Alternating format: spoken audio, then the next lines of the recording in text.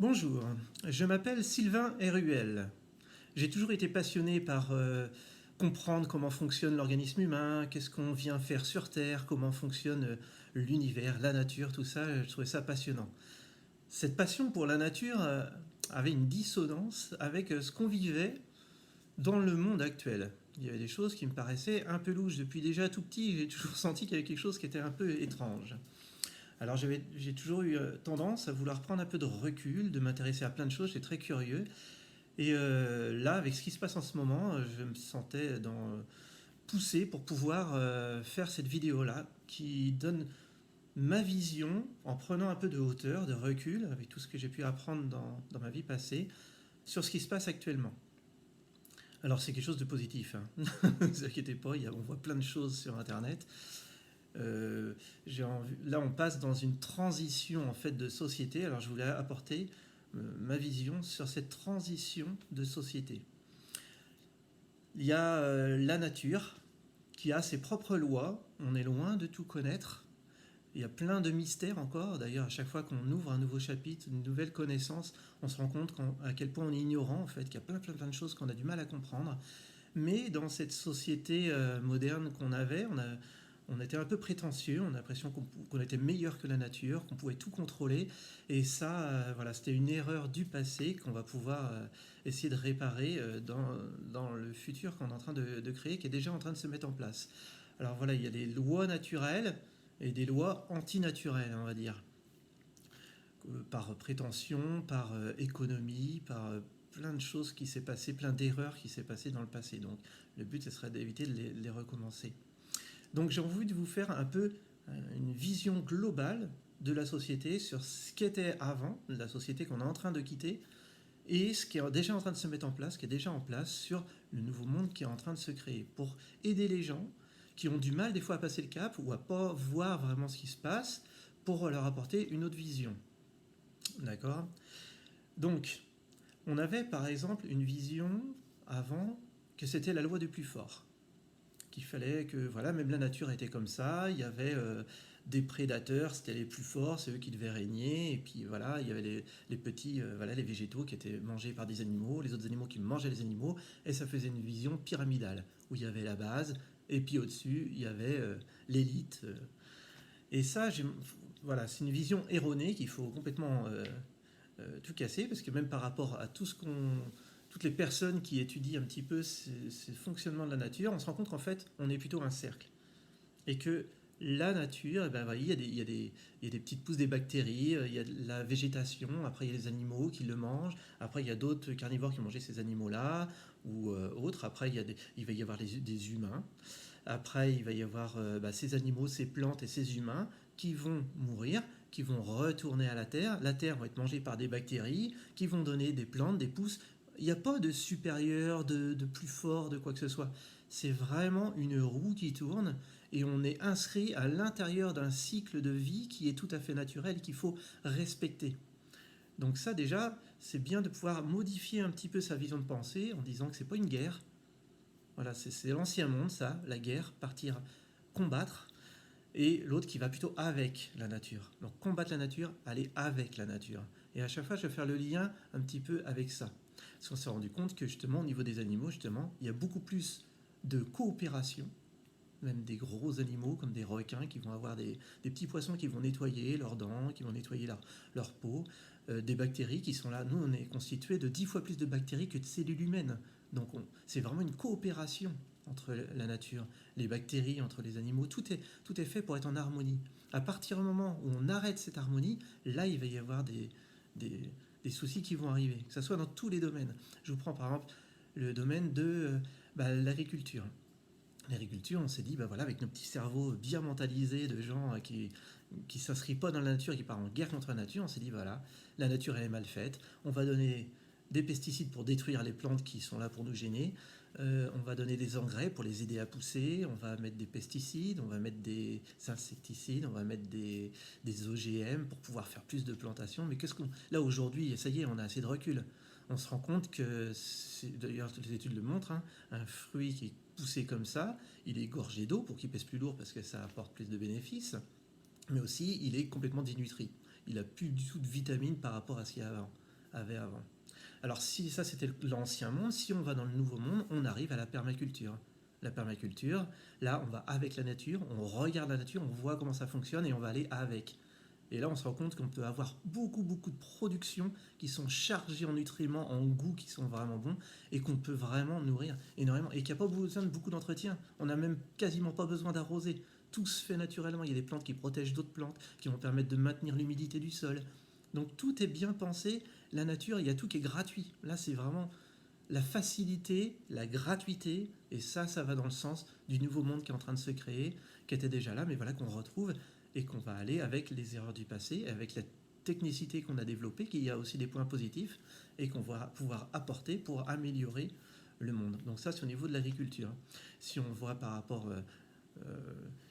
à d'autres systèmes, par exemple à l'élevage, et ben l'élevage, on s'est dit, voilà, on va les impacter là pour faire des fermes de 1000 vaches, pour faire des poules. Voilà, là on s'en rend compte que des animaux qui ne respectent pas leur organisme, ils ne voient pas la lumière du jour, ils sont confinés entre eux et puis ils ne peuvent pas vivre normalement, ils ont une alimentation qui n'est pas forcément adaptée à leur tube digestif, et bien forcément ça va faire des animaux malades et on voit toutes les maladies que ça a pu créer, la vache folle, le HNA, enfin tout ce qu'on peut trouver. Et c'est pas tombé par hasard du ciel comme ça, c'est parce qu'on a coupé les lois de la nature. Donc ça, c'est important de le comprendre. Et si on va dans l'autre sens, voilà, il y a le respect de l'animal, voilà, après, si on va aller plus loin, il y a tout simplement le fait que notre tube digestif, mais ça pourrait être une autre vidéo qui expliquerait ça, mais on n'est pas fait pour digérer, nous, des animaux, donc du coup, il y a déjà ça. Mais si on respecte ce que notre corps a besoin, ça, je vous l'expliquer de toute façon après. Donc voilà, ça c'est au niveau, par exemple, de l'élevage. Si on prend par rapport au niveau technique, au niveau technologie, eh ben, l'ancien monde, eh ben, on arrive à des aberrations, comme par exemple créer de l'obsolescence programmée, même des objets qui sont faits pour ne pas durer longtemps et qui sont faits pour tomber en panne. Voilà, comme il y a eu une étude qui a été faite par, je ne sais plus quelle émission de télé, là où il parlait des imprimantes qui tombaient au bout de temps de photocopie, qui tombaient en panne et qui se faisaient changer une petite pièce et puis c'était... et là, on voit bien toutes les machines. Voilà, la plupart du temps, si on veut la modifier, il vaut mieux racheter une neuve, ça coûte moins cher que d'acheter une pièce de rechange. Enfin, donc c'est vraiment gaspiller, ne pas respecter du tout la nature, parce que la plupart des matériaux qu'on a besoin pour construire ces objets-là, on est obligé de le puiser dans la nature. Et là, en plus, pour des raisons économiques, on va gaspiller ces ressources, ce bien précieux que la Terre a mis des années, des milliers d'années à fabriquer. Nous, on va le gaspiller pour construire quelque chose de futile. Heureusement, maintenant, la contrepartie de ça, dans le Nouveau Monde, c'est qu'il y a des entreprises qui commencent à créer des objets qui sont faits pour durer longtemps, qui sont faits pour durer. Parce que pour pouvoir vivre dans ce monde-là actuel, il faut ouvrir les yeux sur les conséquences, quoi. Pour qu'on puisse construire des imprimantes, des téléphones, des ordinateurs, c'est avec des matériaux rares. On est obligé d'aller exploiter des pays, des enfants qui vont travailler, des ressources qui sont dures à extraire, il y a un coût. Et nous, on vit un peu aveuglément en se disant, bah oui, on achète, on consomme, puis on prend le dernier cri et tout ça. Mais là, c'est pas être contre la technologie, c'est juste dire, si c'est un matériau rare et précieux, faisons en sorte que ça dure le plus longtemps possible. Et bien sûr, c'est très bien, je trouve, d'avoir un ordinateur, d'avoir un téléphone, il y a des avantages. Maintenant, essayons de faire en sorte qu'il dure le plus longtemps possible, qu'il gaspille le moins possible les ressources de la planète. Et si ça doit gaspiller des ressources de la planète et détruire des populations entières, que ce soit en Afrique ou dans les pays pauvres, la plupart du temps, c'est eux qui payent les pots cassés. Mais ça, maintenant, on peut le voir grâce à Internet. Mais et dans ce cas-là, on ne le fait pas. Si ça fait ça, on ne le fait pas. Maintenant, si on peut le faire en respectant la nature, en respectant les peuples, dans ce cas-là, il n'y a pas de souci, on y va. On peut toujours aller vers le meilleur, quoi. Alors si on repasse dans ces critères-là, il y a par exemple les maisons qui étaient faites avant, avec du parpaing, avec plein de matériaux qui sont coupés complètement au niveau du sol, qui sont complètement hermétiques, où il n'y a pas d'échange avec l'environnement extérieur, qui sont chauffés à fond avec un frigo à l'intérieur qui est fait pour faire du froid. On va mettre un frigo qui fait du froid dans une pièce qui est chauffée à fond, alors qu'il suffirait de le mettre dans une pièce froide. Enfin, par exemple, c'est des aberrations, mais il y a des matériaux... Vous avez bien entendu parler du fait qu'on respire des peintures, des colles, des choses qui sont très mauvaises pour notre organisme, qui sont faits Voilà, maintenant, dans l'autre monde qu'on est en train de créer, il y a des maisons en bois, paille, que en bois, des maisons passives, des maisons solaires. On oriente par rapport au soleil pour que ça chauffe gratuitement. Mais là, voilà, il y a le côté où ça, bien sûr, ça peut rapporter de l'argent, et l'autre où bah, c'est gratuit. C'est l'énergie du soleil, l'énergie de l'eau qu'on a gratuitement par la pluie.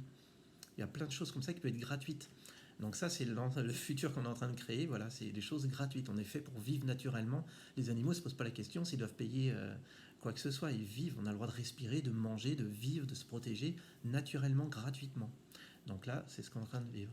Donc, je donne l'exemple des toilettes. Les toilettes, dans l'ancien monde, voilà, c'est des toilettes où on met de l'eau potable, alors qu'on sait que l'eau, c'est devenir une ressource vraiment recherchée, qui est rare, de l'eau non salée. Il y en a très peu dans le monde.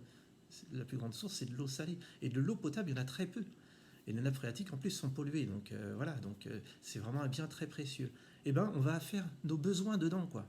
Et c'est complètement aberrant, parce que nos besoins, ils n'ont pas besoin d'être dans l'eau. C'est là que ça prolifère, que ça pollue. Et on va mettre après des systèmes de filtration qui vont... Bien sûr, on doit payer ça en plus pour filtrer et tout ça, alors que dans des centrales, alors que les toilettes, comme tous les animaux, ils sont faits pas dans la nature. Et là, les bactéries vont les manger, vont s'en servir comme engrais. Ça fait de l'engrais pour les plantes. Si on va dans le centre de la vie, ça produit, c'est une valeur ajoutée. Au lieu de faire quelque chose qui va détruire, qui est à l'encontre, on va contre la nature. Donc, par exemple, les toilettes sèches qui ne sont pas du tout comme les toilettes qui étaient au fond du jardin avant, c'est vraiment un respect du pH et tout ça. On va mettre un peu de copeaux de bois ou, voilà, qui vont recouvrir, il n'y a pas du tout d'odeur, et qui permet après de le mettre dans le compost. Il y a une petite technique toute simple, mais qui permet de pouvoir garder. Donc il faut aller de plus en plus vers ce domaine-là. Pareil pour, j'ai parlé quelque chose de macabre, mais quand nous, on disparaît, il faudrait que ça fasse partie de la vie naturellement, il faudrait qu'on en parle naturellement, qu'on soit content de vivre, et qu'on dit qu'après, bah, on va servir aussi au cycle de la vie. Et là, ce qu'on fait, on met des gens dans des boîtes qui sont le plus hermétiques possible, qui sont vraiment fermées, et qui sont où l'incinération, et qui permet d'enlever notre potentiel qu'on peut apporter à la terre. Et maintenant, et ben voilà, on commence à entendre parler de l'humusation. L'humusation qui fait qu'au contraire, notre corps va servir d'engrais, va servir de valeur à la planète. Donc voilà, vous voyez bien, à chaque fois, il y a l'ancien monde qui gaspille, on va dire, les produits de la terre, et qui rapporte à certaines personnes. Mais c'est pas grave, c'est comme ça. On avait besoin de ces expériences-là pour aller. C'est comme on a besoin d'aller au fond du trou pour pouvoir remonter. Bah là, c'est pareil, on a besoin d'aller vraiment au-delà. Et après, on arrive au nouveau monde où là, toutes les valeurs sont mises pour la planète. On retourne dans le cycle de la vie, et on sert la nature plutôt que d'aller contre. Donc là, je vais parler maintenant un peu plus de la médecine, parce que il y avait justement, on est parti à la base, la médecine, elle a toujours été très positive. Autant d'Hippocrate et tout ça, c'était vraiment que ton aliment soit ton seul médicament. Et c'était, voilà, suivre la nature, les lois de la nature. Donc c'est ça qui est important. Et à une époque, il y a eu, vous avez peut-être entendu parler vous avez certainement entendu parler de Pasteur, et il y avait Béchamp. Et Pasteur et Béchamp étaient dans le même temps, étaient dans la même époque. Et Pasteur, c'était un chimiste, tout simplement. Il a eu une enfance difficile, un manque de reconnaissance, et je vous dis ça parce que ça a une importance quand même. Et Béchamp, lui, je vous le dis parce que il n'était pas que chimiste, quoi. Il était professeur à l'école de pharmacie de Strasbourg, professeur à la faculté de médecine de Montpellier, premier doyen à la faculté de médecine et de pharmacie de Lille, et maître de conférence de l'Académie de médecine de Paris. Et lui, il avait basé toutes ses études sur comment fonctionne le corps humain. Il s'était rendu compte que les virus et les bactéries étaient utiles pour l'organisme, qu'ils étaient fabriqués par le corps, et que le milieu, les humeurs, c'est tous les liquides du corps, s'ils sont sains, ils ne peuvent pas proliférer. Et s'ils sont malsains, ils vont proliférer. Et là, il s'est rendu compte que, voilà, quand il y a quelqu'un qui est malade, bien sûr, il y a une multiplication de virus. Et Pasteur, il a un peu plagié ses travaux, et il s'est dit, voilà, les virus, ça vient de l'extérieur, c'est dangereux, il va falloir les combattre. Et c'était une aberration pour Béchamp de dire des choses pareilles, quoi. Et il y a, voilà, à cette époque-là, il y avait aussi plein de personnes je vais essayer d'être sympa, mais de gens qui voulaient prendre un peu le pouvoir, on va dire, et qui trouvaient cette théorie de Pasteur très intéressante. Parce que là, c'était un combat à mener, et il y avait plein de choses à vendre, il y avait plein de choses derrière, quoi. Donc ça, il y a des livres qui parlent de tout ça. Je ne vais pas vous faire tout un étalage là-dessus. Si vous voulez vous renseigner, c'est ça qui est le but, c'est de se renseigner. Et là, voilà, il s'est dit, on va plutôt aller vers cette théorie-là de Pasteur, qui était intéressante. Et Pasteur, il s'est rendu compte, parce qu'à la fin de sa vie, il a quand même dit, bon, Béchamp avait raison, le terrain est tout, le terrain c'est notre organisme, le terrain, le microbe n'est rien, le terrain est tout. Le microbe n'est rien du tout si notre terrain est sain. Donc c'est ça, et le pire c'est qu'après, on a basé on a basé toute la médecine, alors qu'avant la médecine c'était quelque chose de positif, et là toute la médecine est basée sur une erreur qu'il a reconnue lui-même, Pasteur. Et là, du coup, voilà, forcément, des laboratoires pharmaceutiques et tout, super. Enfin, il y a plein de choses qui s'est créées après autour, et on a créé un dogme, comme par exemple la vaccination, quoi. On a créé un dogme, on dit voilà, ça a sauvé des vies, tout ça. Quand vraiment on étudie, on est intéressé, on voit les tableaux, ça c'est toujours, à chaque fois qu'il y a eu des pandémies, on n'a pas attendu les vaccinations, autrement ça serait plus là sur Terre. Ça fait des milliers d'années, des millions d'années qu'il y a des bactéries, qu'il y a des virus, et la nature a toujours bien suivi, on a toujours été là, quoi. Donc il y a eu des pandémies, et voilà, normal, le corps humain il se fait ses défenses immunitaires, et les personnes, ça se fait naturellement, quoi. Mais du coup là, le corps humain il est fait pour pouvoir être en bonne santé. On a une peau qui est faite pour nous protéger entièrement du corps, il n'y a pas d'ouverture, tout est vraiment fermé, au niveau des yeux, au niveau du nez, au niveau de la bouche, on a des protections, des défenses immunitaires. Sur la peau, on a du pH, on a des défenses immunitaires.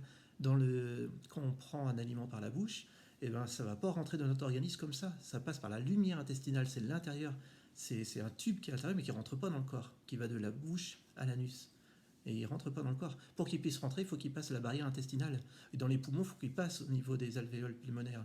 Et là aussi, il y a des défenses immunitaires. Aucun danger peut arriver dans le corps si on est en bonne santé. Ça, c'est important à comprendre. On ne peut pas attraper un virus comme ça si on a une barrière qui est efficace. Il ne peut pas rentrer, c'est impossible. Par contre, vous avez vu à chaque fois que on se croit supérieur à l'homme, on se croit supérieur à la nature, on va fabriquer des choses qu'on ne maîtrise même pas. On voit les dégâts au niveau de l'agriculture intensive, au niveau de l'élevage intensif, au niveau de tout ce qu'on fait, on fait un peu n'importe quoi. Là, c'est pareil. Le laboratoire pharmaceutique fabrique des vaccins, des choses. Et vous voyez ce qui est à l'intérieur, c'est aberrant. Hein. Mais bon, je ne vais pas vous faire la liste là. Mais du coup, on a une protection qui est naturelle, qui a été faite par la nature, qui est positive. On va aller même à des bébés, rentrer à l'intérieur du corps, le mettre directement dans le sang, en passant cette barrière immunitaire qui est naturelle. Là, non, on va aller le chanter, on va aller directement passer à l'intérieur du sang. Vous vous rendez compte, déjà, psychologiquement, déjà, c'est un peu aberrant. Un bébé, il est même pas mature au niveau de ses défenses immunitaires, il n'est même pas fini de construire. Et on va aller directement l'injecter à l'intérieur. Et c'est une aberration, parce que le système immunitaire du sang, il est très faible par rapport au système immunitaire complet qui est fait du corps. Enfin là, voilà, je vous laisserai vous renseigner par vous-même, parce qu'il y a tellement de documentation maintenant que le but, c'est d'aller chercher les informations. On est des êtres qui sont faits pour évoluer. Et on n'est pas fait pour pouvoir être soumis comme on essaie de nous faire croire, en fait. C'est qu'on est vraiment dans une société, on a l'impression d'être des vrais adolescents, ou des enfants ou des adolescents. On laisse notre pouvoir à des gens qui sont là pour pouvoir améliorer notre vie, surtout donnez-nous notre eau de bonne qualité, donnez-nous notre électricité pour qu'on puisse vivre, allumer nos télés, vivre correctement, construisez-nous nos maisons, parce que maintenant personne ne sait construire sa maison quasiment. On fait confiance à la nourriture, donnez-nous notre nourriture pour qu'on puisse manger, donnez-nous tout, on se détache de nos responsabilités. Donc on est vraiment dans une société où on est en guerre contre la nature, guerre contre les virus, guerre contre le monde entier. On est dans la peur, on l'a bien vu là avec le coronavirus ou avec n'importe quel, surtout on va rentrer dans la peur, et la peur fait baisser les défenses immunitaires, donc les gens sont plus malades, et on va mettre une étiquette de ce qu'on veut après derrière. On est victime, parce que c'est eux, quand par exemple on fait des manifestations, c'est pareil, on dit on n'est pas content de ce que vous faites de notre vie.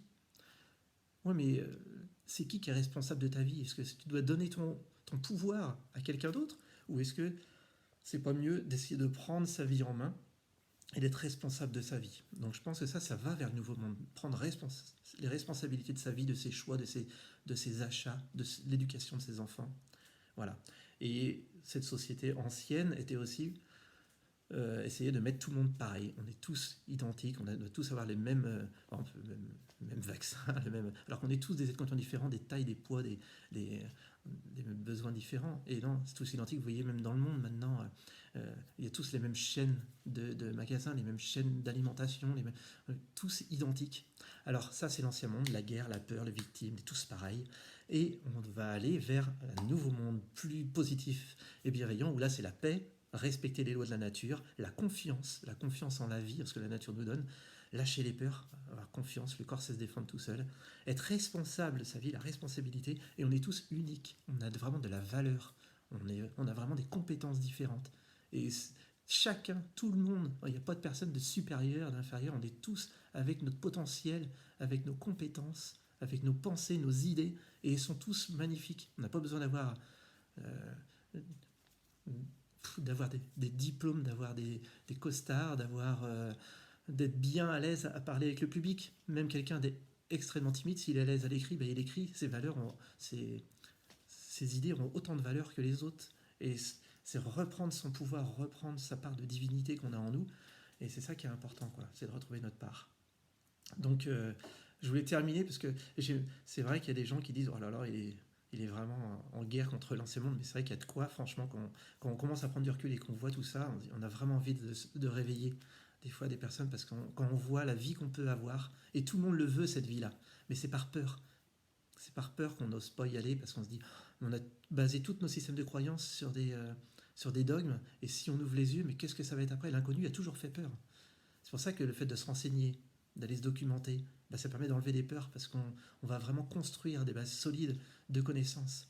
La plupart du temps, on a peur parce qu'on ne connaît pas, et du coup, on n'a pas envie d'aller. Par exemple, je sais pas moi, quelqu'un qui a peur qui est persuadé d'avoir raison dans un domaine. Par exemple, on parlait des vaccinations, mais c'est un gros sujet, donc j'en parle. Et si jamais il était sûr, il n'avait pas peur du tout de ses croyances, il va aller lire des livres qui sont contre la vaccination, aller voir des groupes, puis dire voilà, moi je n'ai pas de raison d'avoir peur, j'écoute vos arguments. Et après, soit ça me parle, ça réveille, et je vais modifier ma façon de penser, et tant mieux, parce que je l'ai choisi, et voilà.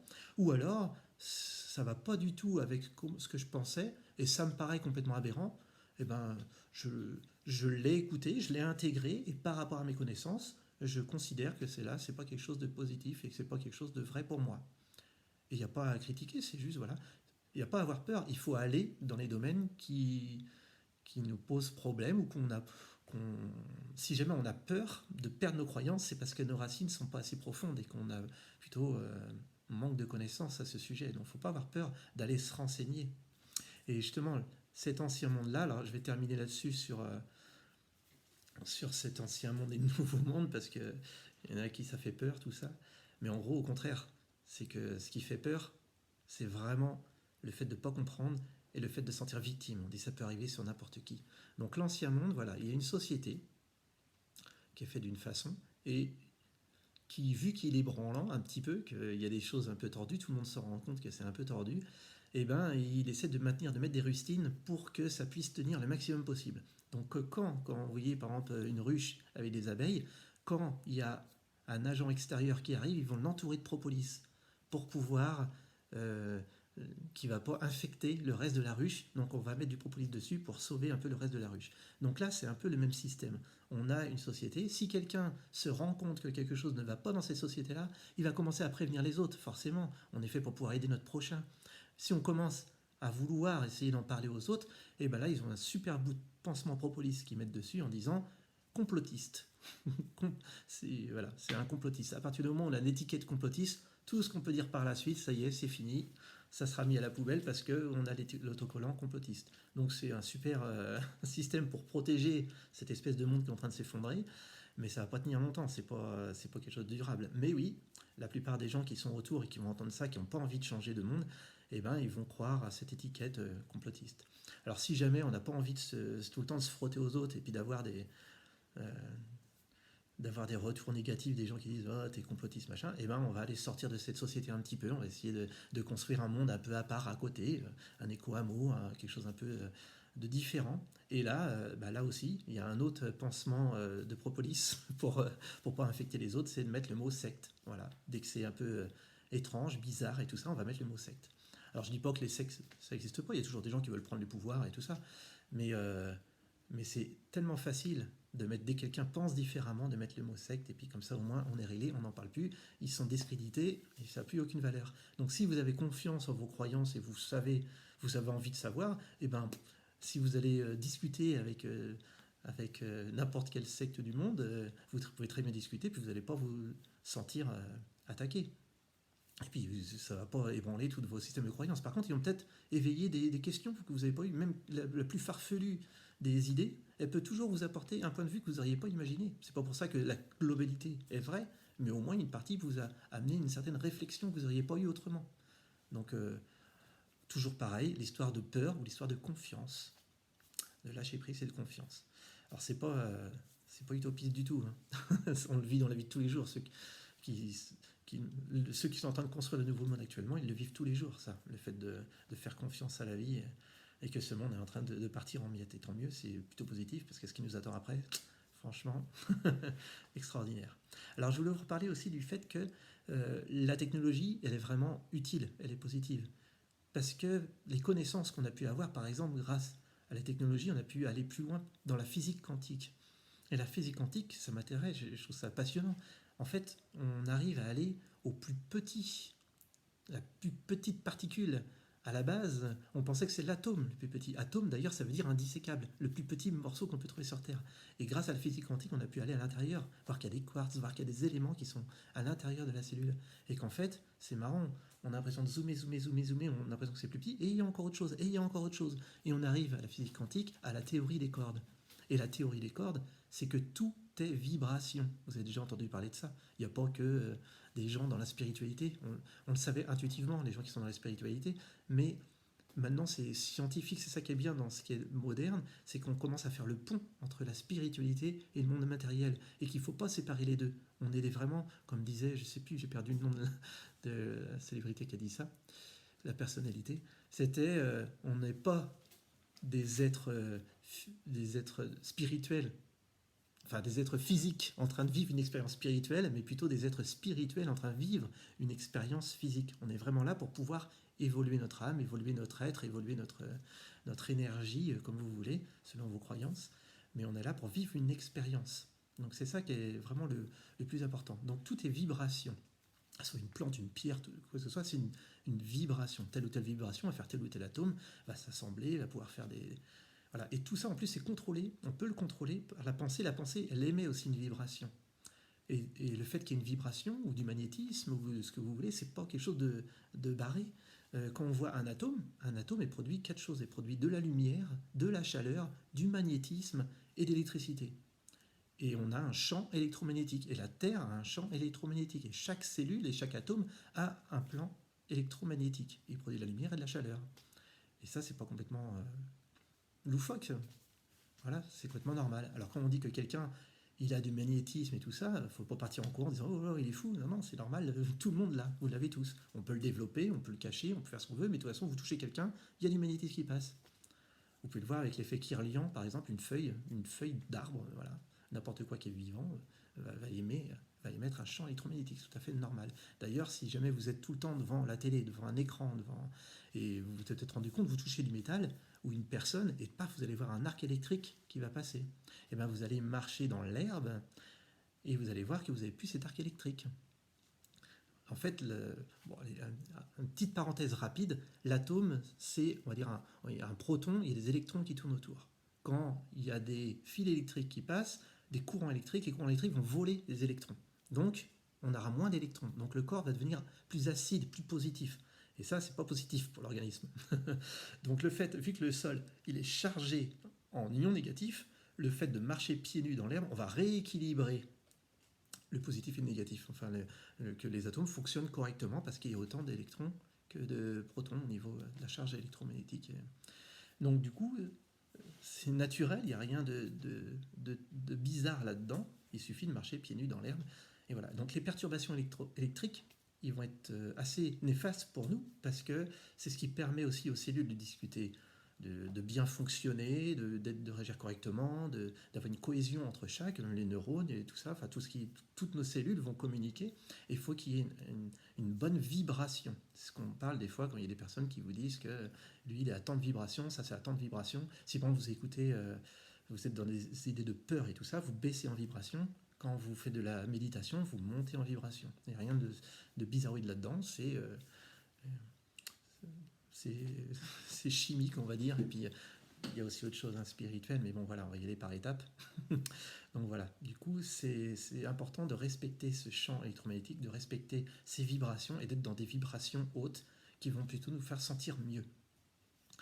Donc du coup, tout ce qui va perturber donc les câbles électriques, faire attention, pour ne pas dormir dans une pièce où on disait il y a de la télé, où il y a des câbles électriques partout, on va éviter pour bien se recharger, parce que c'est la nuit qu'on se recharge le plus en énergie. Mais aussi, c'est pour ça qu'il y a plein de gens qui vont faire des pétitions, des choses contre les compteurs Linky, contre Gaspard là, pour le gaz, contre le Wi-Fi, c'est pas contre les téléphones qui vont émettre des ondes tout le temps, contre encore plus la 5G. La 5G, on va passer à un cap qui est encore plus aberrant là. Mais peut-être qu'on a besoin, comme je disais, des fois on a besoin d'aller au fond du trou pour pouvoir remonter. Bah là, voilà, c'est pareil. C'est tellement aberrant que peut-être que ça va permettre d'éveiller les gens. Donc c'est plutôt positif, tant mieux qu'il y ait la 5G au pire, si ça permet d'éveiller les gens. Maintenant, ce serait bien qu'on s'éveille avant que ça arrive quand même, mais bon, on va faire comme on peut, ça sera juste de toute façon. Donc ces perturbations-là, voilà, c'est pas anodin, ça va perturber nos échanges, ça va perturber notre vibration cellulaire. Et ça, si nos cellules sont pas en bonne santé, ça va commencer à être moins bien pour nous. On va déclencher des maladies, par exemple, des choses comme ça. Alors je vais vous faire un petit schéma. On voit en naturopathie, parce que j'ai un diplôme de naturopathie aussi, et j'exerce en tant que naturopathe parmi mes nombreux autres métiers que j'ai faits. Et donc là, c'est le corps humain. On est constitué environ de 75% de liquide, on va dire en moyenne. Donc, on a la bouche, comme je disais, la lumière intestinale, la bouche et après le tube digestif, de la bouche à l'anus, comme je disais tout à l'heure. Et après, on arrive, quand ça passe la barrière intestinale, dans l'organisme, dans les liquides, dans les humeurs. On appelle en naturopathie les humeurs. Donc, on est 5 litres de sang, on a 10 litres de lymphe, on a 20 litres de sec, c'est le sérum extracellulaire. C'est là où baignent toutes les cellules, baignent dans un liquide. Sérum extracellulaire. Et après le SIC, c'est le sérum intracellulaire. À l'intérieur de la cellule, on a les organites qui baignent dans un liquide. C'est le sérum intracellulaire. Et il y en a 20 litres aussi. Donc 20, 10 et 5, ça fait quand même 55 litres de liquide en moyenne dans l'organisme. À chaque fois, c'est en moyenne. Donc du coup, ces liquides-là, ils sont faits pour remplir leur fonction. Il faut qu'ils soient purs, qu'ils soient sains, qu'ils ne soient pas saturés en déchets. S'ils sont sains, ils vont remplir leur rôle. Le sang, il doit emmener l'oxygène et les nutriments jusqu'à la cellule. Quand on a des déchets qui rentrent, parce qu'on mange des aliments qui ont des déchets, ils ne doivent pas aller nourrir la cellule, il faut qu'ils s'évacuent.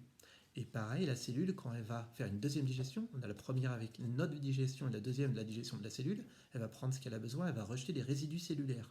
Ces résidus cellulaires devront être évacués. Donc, les déchets et les résidus cellulaires vont devoir être évacués par des portes de sortie. Et on est très bien équipé, la nature est très bien faite, ayez confiance en la nature. On a 4 portes de sortie qu'on appelle des émonctoires. Il y en a 2 principaux, qui sont les reins, qui vont évacuer sous forme d'urine, parce que les reins vont filtrer le sang et vont emmener les déchets dans l'urine. Et les intestins, pareil, le foie va traiter tout le sang et va transformer les déchets en bile qui va déverser à la vésicule biliaire et verser aux intestins. Et les intestins aussi évacuent les déchets sous forme de sel. Ensuite, on a la peau qui va évacuer avec les glandes spécialisées, des glandes sudoripares et des glandes sébacées qui vont permettre d'évacuer aussi les toxines.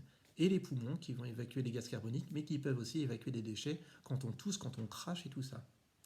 Donc s'il n'y a pas trop de déchets, il ne va pas y avoir d'évacuation ou juste un filet de temps en temps de résidus cellulaires, voilà, vraiment pas grand-chose.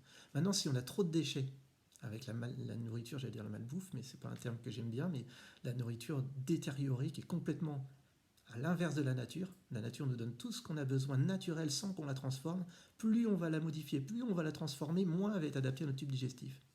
Donc si on a mis plein de déchets, forcément ça va se charger. Le corps, quand il se charge, forcément les cellules elles vont avoir du mal à avoir l'oxygène et les nutriments qu'ils ont besoin. Et quand une cellule manque de nutriments, d'oxygène, forcément, elle va être en stress, elle va être en panique, elle va dire qu'est-ce qu'il y a, je vais pas pouvoir vivre correctement. Si jamais elle vit pas correctement, elle va, elle va émettre un danger. Donc, la cellule, elle va avertir les autres, elle va avertir le corps qu'elle n'a pas ce qu'il faut pour bien vivre. Donc, elle va créer une substance, un message qui est très positif pour pouvoir. Et c'est ce message-là, par exemple, c'est un virus. Le virus ne vient pas de l'extérieur. Le virus est fabriqué positivement par le corps pour pouvoir dire là, j'ai un problème. Donc, quand le corps reçoit ce message virus, il va se dire je vais déclencher la maladie qui va correspondre. Par exemple, dans un premier temps, quand on a beaucoup d'énergie, on va faire une maladie volcanique. En gros, c'est tout le système nerveux et le système hormonal qui va se mettre en route pour pouvoir évacuer les toxines à l'extérieur du corps. C'est ce qu'on appelle les maladies aiguës. Tout ce qui est grippe, gastro, coronavirus, qu'on veut, c'est une maladie qui va être généralisée à tout le corps. Dans ce cas-là, on va avoir des urines qui vont être chargées. On va avoir par exemple de la diarrhée. On va avoir une montée de température, de la fièvre qui permet de transpirer. On va avoir les poumons, on va cracher, on va tousser, on va tout ça. Le but, c'est positif, ça. Le corps met beaucoup d'énergie pour pouvoir évacuer toutes ces toxines-là. Donc c'est quelque chose de très positif. On ne devrait pas dire mince, c'est le méchant virus, on va dire ouf, désolé, j'ai pas pris soin de mon temple. Donc normal, il y a le ménage qui arrive et qui va nettoyer. Et je dois accepter, me reposer, manger sainement, prendre de la lumière, rester calme, et puis ça va se nettoyer tout seul, il n'y a pas de souci. Par contre, si on a perturbé, par exemple, je parlais de la montée de température, la fièvre, le corps, il a une thermorégulation, il sait très bien comment monter, comment descendre, ça c'est la confiance. Et on le voit tous les jours en tant que naturopathe, des gens qui... Voilà, c'est naturel, ça marche très bien. Et si jamais, justement, on a pris un médicament pour pouvoir... Alors des fois, moi je ne suis pas contre tous les médicaments, c'est juste qu'il faut savoir l'adapter. Si jamais on a une montée de température et on va essayer de la descendre par le médicament, c'est pas logique, c'est une aberration. Le corps, il met beaucoup d'énergie pour pouvoir monter en température, et si jamais on va le baisser la température, il ne va pas remplir sa fonction. Donc petit à petit, l'organisme va se sentir de moins en moins fort, parce qu'on le diminue, on l'empêche de remplir sa fonction. Donc du coup, ça va être moins efficace. Et si jamais c'est moins efficace, les cellules vont encore avoir de moins en moins de chances d'être en bonne santé, d'avoir les nutriments et les vitamines. Alors dans un premier temps, oui, que ce soit... encore pas vaccin, on voit pas tout de suite, si on voit des effets négatifs, mais pas tout de suite positifs. Mais un médicament, tout de suite, on va voir qu'on va baisser la température, donc ça fonctionne, on a l'impression d'être guéri, ou la gastro, hop, on n'a plus de diarrhée, donc on est content. Mais on est content parce qu'on n'a plus les symptômes, mais on a les résultats derrière, c'est que après, on va avoir une autre maladie qui est peut-être un peu plus grave. Du coup, parce qu'on n'a pas on n'a pas laissé le corps évacuer les toxines, donc du coup, ils vont rester à l'intérieur. S'ils ne sont pas à l'extérieur, ils vont rester à l'intérieur. Donnera quelque chose de plus grave après, quoi. Donc c'est pour ça que c'est bien de faire des cures pour pouvoir détoxiner un peu l'organisme, et ça c'est plutôt positif. Donc c'est comme si on était en voiture et d'un seul coup on voit un voyant s'allumer. Alors si le voyant s'allume, on va éteindre, on va enlever le voyant. Le voyant il est plus là. C'est pareil quand on arrête une gastro ou quand on arrête de la fièvre, on enlève le voyant, mais le problème il est toujours à l'intérieur. Donc voilà, c'est important de comprendre ce système-là. Donc ça, voilà, je voulais vous en parler. Donc maintenant, si vous avez des questions, vous pouvez en poser au niveau des commentaires et j'irai répondre à vos réponses. Et je vais vous donner maintenant une petite référence de livre qui me parle à chaque fois pour voir l'ancien et le nouveau, pour essayer d'ouvrir un petit peu les yeux. Par exemple, au niveau, je vous parlais des choses moins positives au départ, au niveau des... quand les gens ils meurent, on les met dans des tombes, on les incinère, alors qu'il faudrait qu'ils soient insérés dans le cycle de la vie. Il y a par exemple, plaidoyer pour l'humusation, qui permet de vous ouvrir l'esprit sur comment notre corps peut servir la nature plutôt que de le séparer de la nature. On va avoir, par rapport aux toilettes, de l'eau potable, de mettre dans les toilettes alors qu'on parlait des toilettes sèches, il y a la pratique du compost et des toilettes sèches. Alors là, il y a plusieurs livres qui en parlent, je vous parle de celui-là parce que je l'aime bien, mais il y en a plein d'autres. Il y a justement, ce livre-là, il est fait par une édition qui vient de la Maison Autonome, qui est de Patrick et Brigitte Baronnet, qui est un super couple, qui a été le premier couple, le premier oasis en France qui a été créé. Donc là, vous avez déjà entendu parler de Pierre Rabhi, qui crée des... Voilà. Chaque personne, vous allez voir, des philosophes, des gens qui ont compris des choses dans ce monde, on rejoint tous une même vérité, la même monde qu'on est en train de créer en ce moment. Donc il y a peut-être une part de vérité, allez fouiller là-dedans. Donc Patrick et Brigitte Baronnet, ils ont créé une maison il y a 20 ans, qui même plus de 20 ans, et qui est maintenant 100% autonome en eau, en énergie, en électricité. Ils sont coupés du... Mais pourtant, ils ont aussi la télé, ils ont l'ordinateur, ils vivent avec les moyens modernes, ils ne sont pas coupés du monde, mais c'est l'avenir, avec des moyens naturels, avec des moyens... Et ils ont fait quelque chose de très bien pour les enfants aussi, que je trouve très bien. Raconte-moi la maison autonome. Donc ça, si vous avez les enfants, c'est très bien fait, parce que ça explique tous les avantages au niveau de la nature, au niveau de l'éducation, au niveau de tout, l'alimentation, les bassins filtrants, les cuiseurs solaires, les toilettes sèches, tout ça, donc c'est vraiment passionnant. Vous avez aussi, par exemple, au niveau de la physique quantique, pour banaliser un petit peu, là, il y a la biologie des croyances, voilà, de Bruce Lipton, et qui permet d'avoir une vision aussi différente sur l'infiniment petit qui nous concerne. Alors, je vais vous parler aussi par rapport à la vaccination. J'ai des bouquins scientifiques qui sont très complets, mais qui sont peut-être un peu barbants à lire pour certains. Donc, ce qui est bien, c'est d'aller des fois à l'essentiel ou d'aller chercher pour avoir une première vision. Après, si on veut aller plus loin, on va plus loin, il n'y a pas de souci. Mais si on veut avoir une idée, ça, c'est un livre que j'avais vu par Irène Grosjean. Irène Grosjean, qui est une super naturopathe, qui exerce la naturopathie depuis des années, et qui est vraiment... c'est passionnant tout ce qu'elle dit. Elle fait plein de vidéos, vous pouvez aller la voir, il n'y a pas de souci, elle est vraiment très bien. Et elle avait parlé de ce livre-là, Vaccination, la grande illusion. Il est très bien parce que c'est simple. Et c'est que des BD, une petite BD, mais qui parle avec quand même à chaque fois des références scientifiques, des citations scientifiques, et qui permet d'avoir un avis, de faire un autre avis sur la vaccination, et ce qu'on nous a fait croire sur le dogme de la vaccination. Il y en a qui disent la vaccination, ça ne se discute pas. On ne devrait pas avoir peur de discuter si on était sûr, si on était enraciné sur ses croyances. Et forcément, vu que c'est bancal, on n'a pas trop envie de discuter de ça. Mais on devrait discuter. Alors là, je vais remercier, parce que là, c'est un livre que j'adore. Ça, si vous voulez comprendre la naturopathie, comprendre le corps humain, comprendre comment fonctionne l'organisme, il y a Le miracle de la détoxination de Dr Robert Morse. Alors pareil, il fait plein de vidéos sur Internet, je vous conseille d'aller les voir, ils sont passionnants. Ils sont même traduits en français avec des sous-titres, donc c'est vraiment intéressant. Et là, je remercie Thierry Casasnovas, parce que c'est grâce à lui qu'on a eu la traduction en français.